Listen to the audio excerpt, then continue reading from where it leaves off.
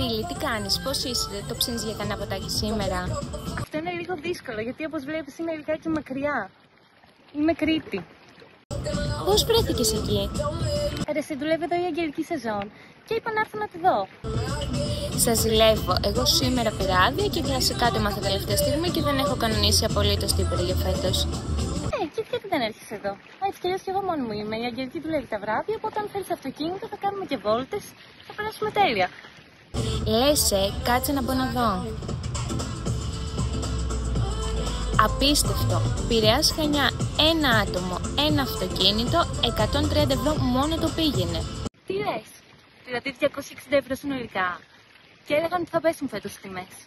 Και άκου και το ακόμη καλύτερο. Έψαξα και για Ρόδο που έχουμε το σπίτι της Βάσους. Ένα άτομο, ένα αυτοκίνητο πήγαινε έλα 430 ευρώ.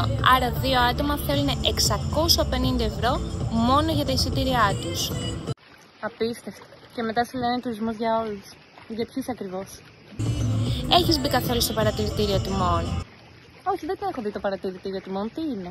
Είναι ένα link του Υπουργείου Ναυτιλίας για να μπαίνουμε να ενημερωνόμαστε οι πολίτες για τις τιμές των ακτοπλοϊκών εισιτηρίων. Αλλά και λειτουργεί όντως? Όχι.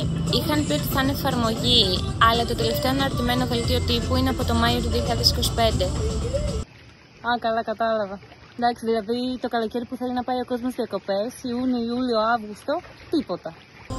Το καλύτερο σε όλο αυτό είναι ότι το εισιτήριο για Πειραιάς Χανιά στο παρατηρητήριο τιμών είναι 49,85 ευρώ, δηλαδή έχει αύξηση 8,2% σε σχέση με πέρυσι. Και αυτή τη στιγμή το εισιτήριο κοστίζει 60 ευρώ, δηλαδή μέσα σε 2 μήνες έχει αυξηθεί 10%. Κατάλαβα. Άρα όχι παρατηρητήριο, κουκούλωμα τιμών θα έπρεπε να λέγεται. Και προφανώς έτσι συνεχίζουμε και έχουν τις τιμές στα ύψη. Δεν βαριέσαι. Θα μείνουμε και φέτος σπίτι. Καλό είναι και το staycation τελικά.